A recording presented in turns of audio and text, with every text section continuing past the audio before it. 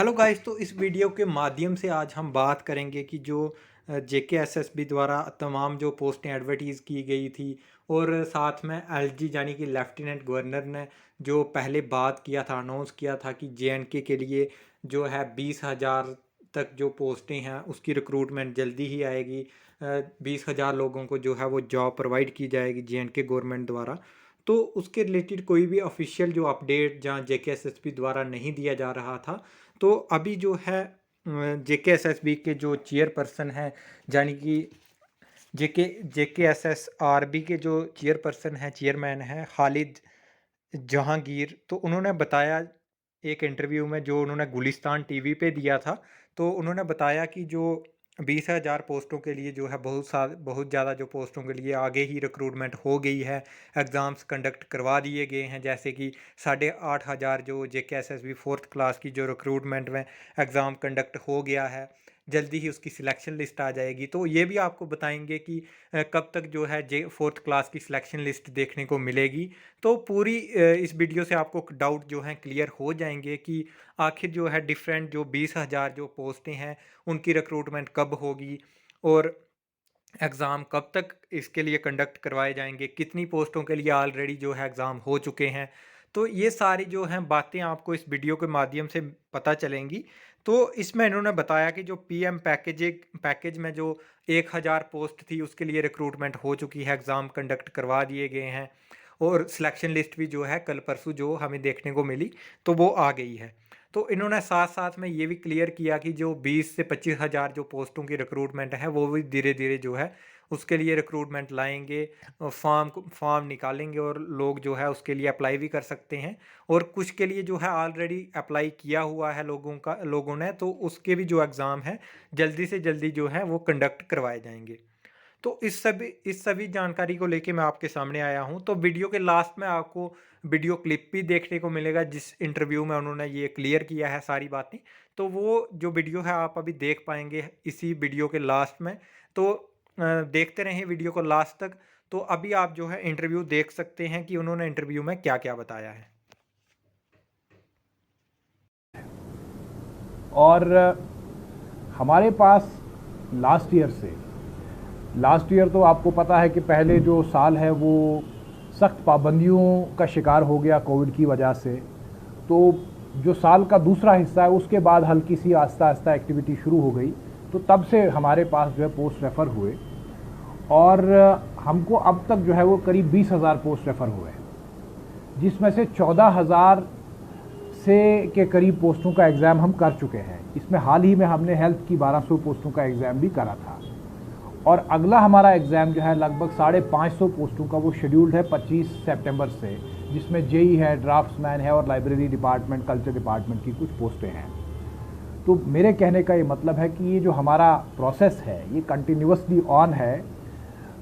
इसके बावजूद कि कोविड की वजह से काफ़ी डिफ़िकल्टीज़ रही। हमने पहला एग्ज़ाम लास्ट ईयर नवंबर में किया, जो अकाउंट्स असिस्टेंट पंचायत का। तो आप अंदाज़ा लगाइए कि नवंबर से लेकर सितंबर अभी चल ही रहा है।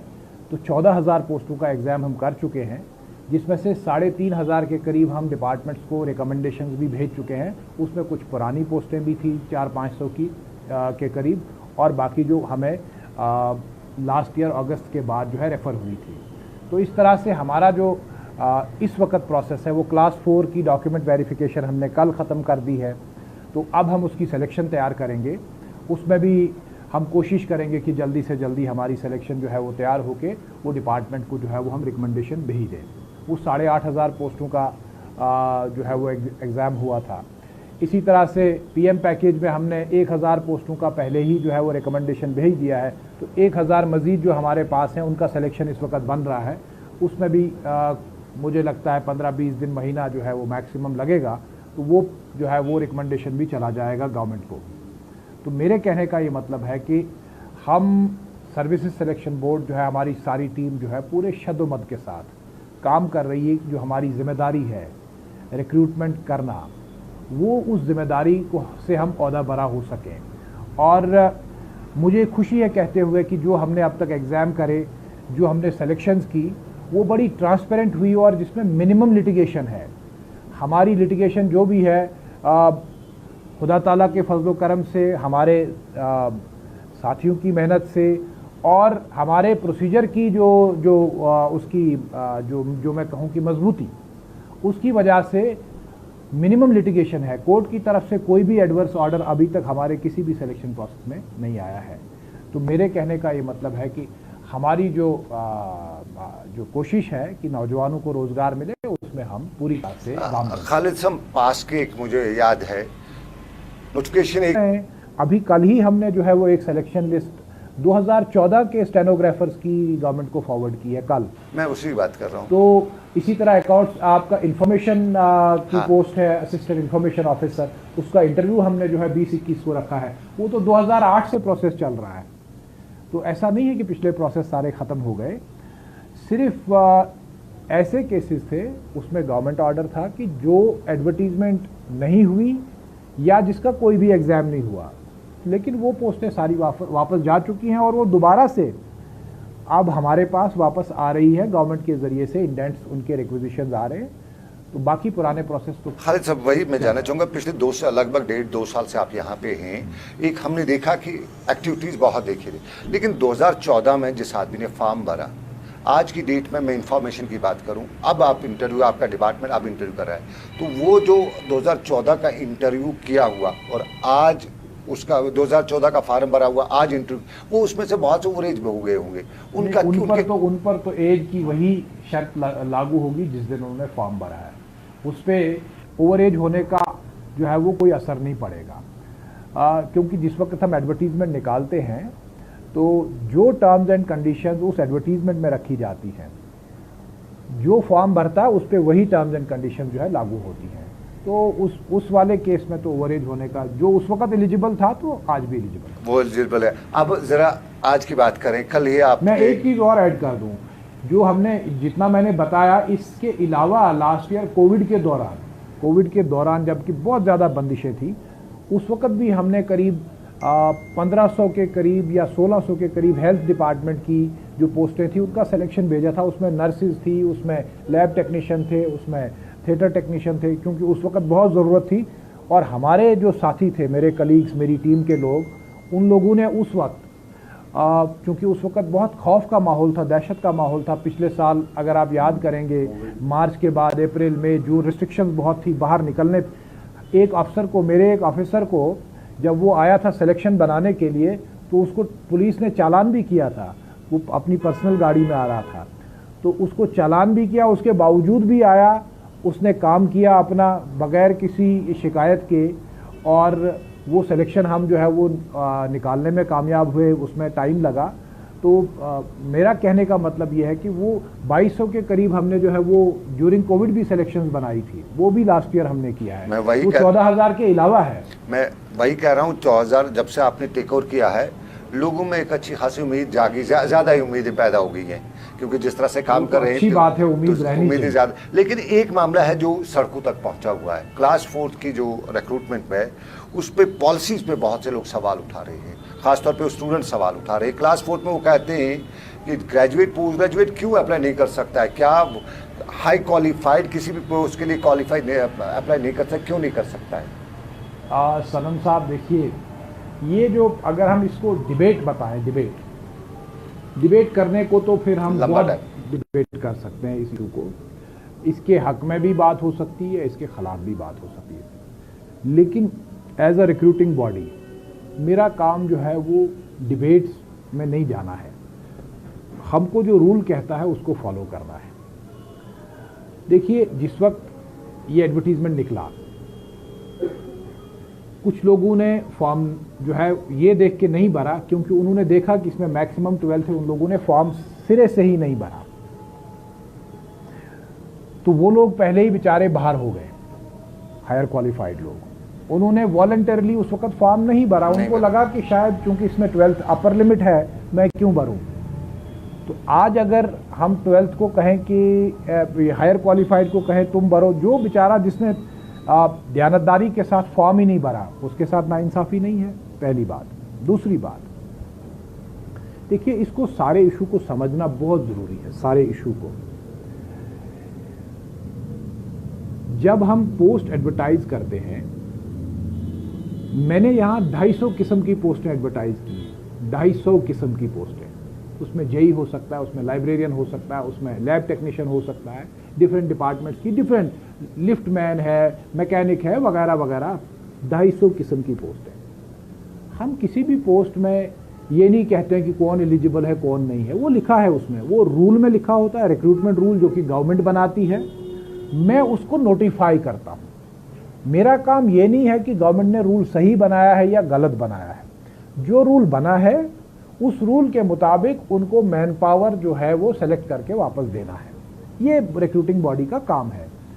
वो रूल सही है या गलत है वो कोर्ट्स का काम देखना है, या गवर्नमेंट खुद ही उस रूल को रिव्यू कर सकती है, उसमें रिक्रूटिंग बॉडी का कोई रोल नहीं है।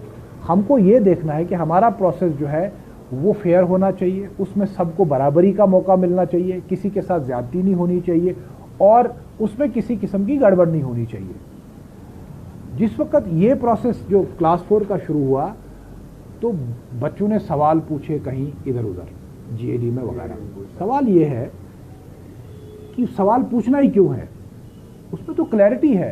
वाई, इसका मतलब आपको पहले ही शक है कहीं कि मैं अप्लाई कर सकता हूं नहीं कर सकता हूं। जब एडवर्टीजमेंट नोटिस में पूरी क्लैरिटी के साथ लिखा गया है कि 10th और 12th, 10th minimum 12th maximum, सवाल की कहाँ गुंजाइश रहती है। और मैं एज अ रिक्रूटिंग बॉडी जब एक्ट करता हूं तो मुझे सबसे इंपॉर्टेंट है, मुझे रिक्रूटमेंट रूल को देखना है, मुझे किसी की क्लैरिफिकेशन कम्युनिकेशन को नहीं देखना है। That is not my job, क्योंकि जब ये मसला कोर्ट में जाएगा तो वहाँ देखा जाएगा कि इसने रिक्रूटमेंट रूल फॉलो किया है बोर्ड ने या नहीं किया है, वहाँ और किसी कम्युनिकेशन की कोई वैलिडिटी नहीं होती है। तो हमारा काम था रिक्रूटमेंट रूल को फॉलो करना। अब यही मसला, हमने एक प्रोसेस शुरू की, लोगों ने अप्लाई किया, एग्ज़ाम हुआ, उसके बाद रिज़ल्ट आया। रिज़ल्ट के बाद हमने कहा भाई अब हमने एलिजिबिलिटी चेक करनी है। सिलेक्शन बनाने से पहले मुझे देखना है कौन आदमी एलिजिबल है या नहीं है। जो मैं हर पोस्ट की सिलेक्शन के लिए सेम प्रोसीजर अडॉप्ट करता हूँ, कोई डिफरेंट प्रोसीजर अडॉप्ट नहीं किया है। This is the same procedure adopted for every post. हम एलिजिबिलिटी डॉक्यूमेंट वेरिफिकेशन के टाइम चेक करते हैं। तो हमको जो क्वालिफिकेशन रूल में लिखी है उसके मुताबिक ही देख चलना है।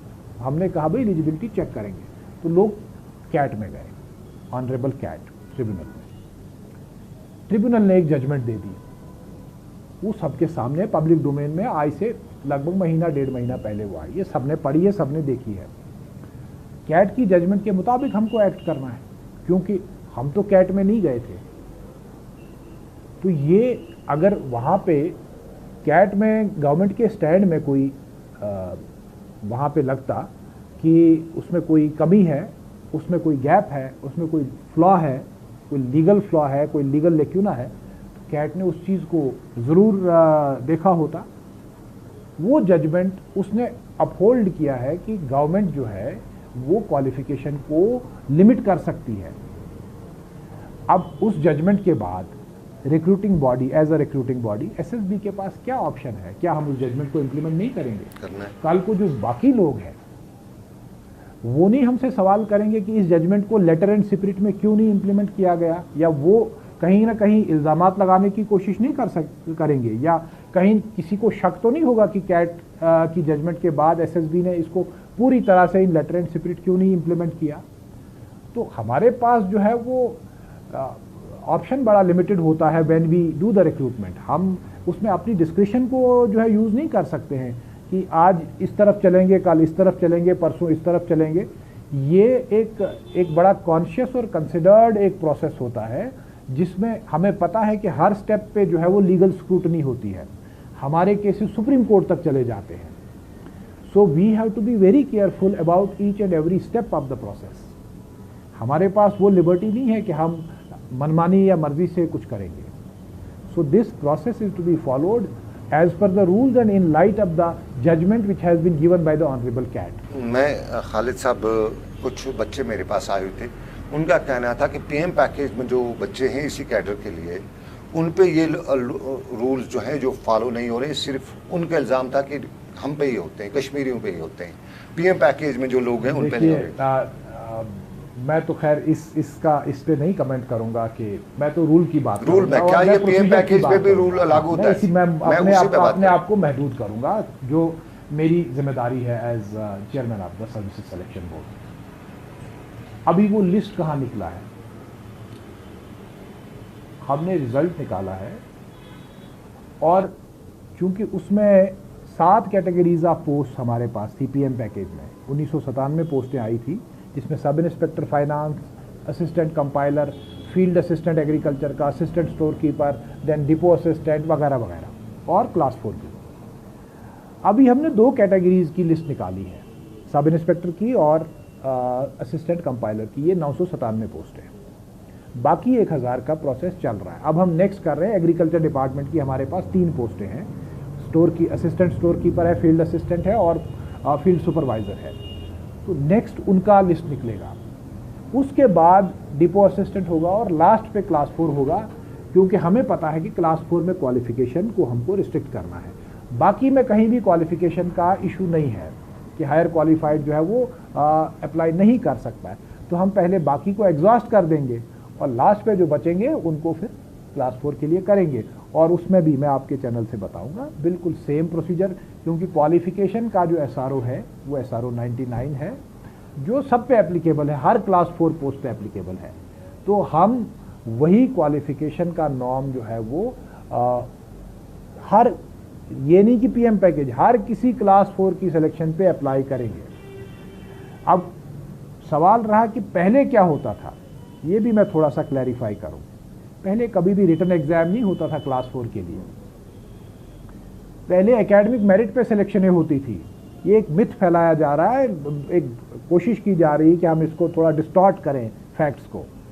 वो उसमें 12th के बेसिस पे ही सिलेक्शन होता था, 12th की क्वालिफिकेशन के बेसिस पे, या उसमें जितने मार्क्स किसी के होते थे।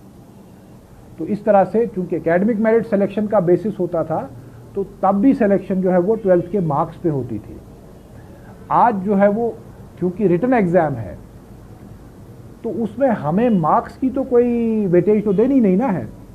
तो रिटन एग्जाम में मैं कैसे सेग्रीगेट करूं कि ये ग्रेजुएट बैठा है या नहीं बैठा? मुझे तो इंश्योर करना है खाली 12th वाला ही बैठे, क्योंकि मेरिट तो उसी का बनाना है मुझे। सो पहले प्रोसेस डिफरेंट होती थी। अब जो ये तो 2020 के रूल्स के बाद ये तय हुआ कि क्लास 4 की रिक्रूटमेंट एग्जाम के जरिए से, रिटन